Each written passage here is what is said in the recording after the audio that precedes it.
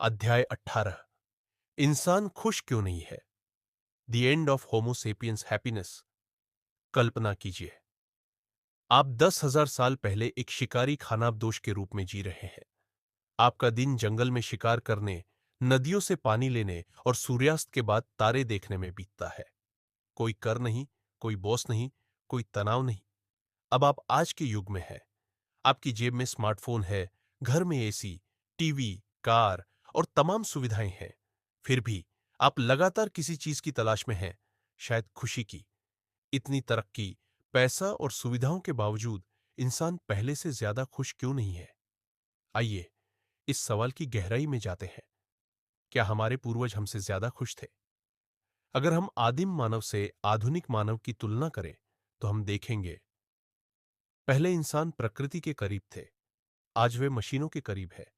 पहले इंसान समूहों में रहते थे, अब वे सोशल मीडिया पर दोस्त बनाते हैं। पहले जीवन धीमा था, आज हर कोई भागदौड़ में लगा है। शोध बताते हैं कि शिकारी खानाबदोशों का जीवन ज्यादा तनाव मुक्त था। वे जरूरत भर काम करते थे और बाकी समय आराम करते थे।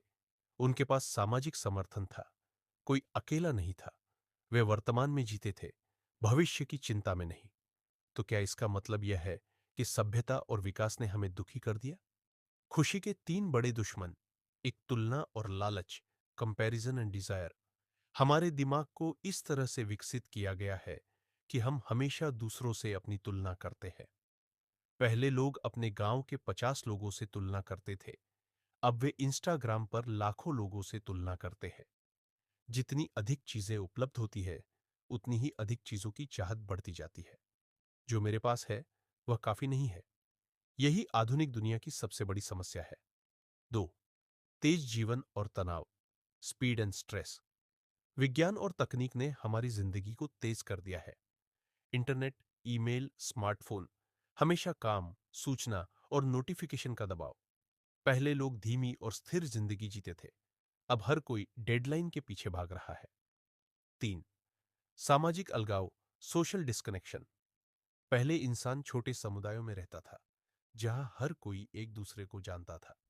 अब शहरीकरण और डिजिटल युग में लोग अकेले हो गए हैं।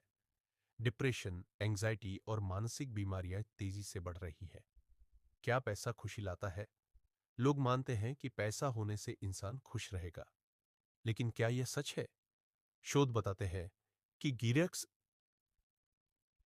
गरीब से मध्यम वर्ग तक की यात्रा में खुशी बढ़ती है, क्योंकि मूलभूत जरूरतें पूरी होती है। मगर एक बार जब आपकी जरूरतें पूरी हो जाती है, तो ज्यादा पैसा खुशी नहीं बढ़ाता। अमीर देशों में भी डिप्रेशन और आत्महत्या के मामले बहुत ज्यादा है। इसका मतलब यह है कि पैसा जरूरी है, मगर यह स्थायी खुशी नहीं देता। विज्ञान और पूंजीवाद खुशी क्यों नहीं दे पाए?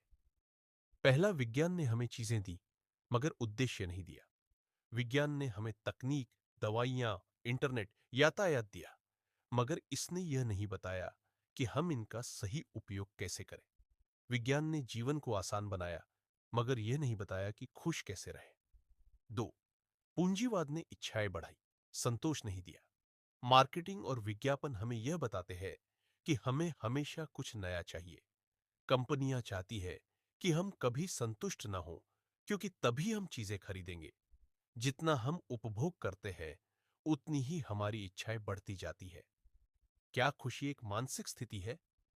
आधुनिक न्यूरोसाइंस और मनोविज्ञान बताते हैं कि खुशी हमारे बाहरी माहौल से कम और हमारे दिमाग के अंदरूनी संतुलन से ज्यादा जुड़ी होती है।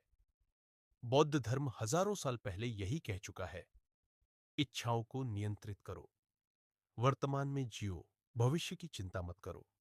ध्यान, मेडिटेशन और मानसिक शांति से खुशी संभव है। खुशी के वैज्ञानिक उपाय, अगर विज्ञान और पूंजीवाद हमें खुशी नहीं दे सकते, तो हमें खुद इसे पाना होगा। संतोष और कृतज्ञता, ग्रेटिट्यूड एंड कंटेंटमेंट, जो है उसी में खुश रहना सीखें। सामाजिक संबंध, सोशल कनेक्शंस, परिवार, दोस्त और समुदाय के साथ मजबूत संबंध बनाएं। शारीरिक और मानसिक स्वास्थ्य, व्यायाम करें, अच्छी नींद लें, ध्यान करें। डिजिटल डिटॉक्स, स्मार्टफोन और सोशल मीडिया से ब्रेक लें। अर्थपूर्ण जीवन, मीनिंगफुल लाइफ। कोई ऐसा कार्य करे जो आपको आत्मसंतोष दे, जैसे सेवा, कला या प्रकृति से जुड़ना। क्या भविष्य में इंसान खुश रहेगा? आने वाले समय में कृत्रिम बुद्धिमत्ता एआई हमारे बहुत से काम कर देगी, तो क्या हमारे पास ज्यादा समय होगा खुश रहने के लिए, या फिर हम नई चिंताओं में फंस जाएंगे? क्या रोबोट हमारी नौकरियां छीन लेंगे? क्या विज्ञान और तकनीक हमें सुखी बना पाएंगे, या हम और तनाव में घिरेंगे? शायद खुशी का सवाल विज्ञान, पूंजीवाद या राजनीति से नहीं, बल्कि हमारे खुद के दिमाग से जुड़ा है। अगला अध्याय, भविष्य में इंसान का क्या होगा। अब हम जानेंगे कि भविष्य में इंसान का क्या होगा। क्या होमो सेपियंस अपनी जगह किसी और प्रजाति को दे देगा? क्या हम कृत्रिम बुद्धिमत्ता और जैव प्रौद्योगिकी से खुद को बदल देंगे?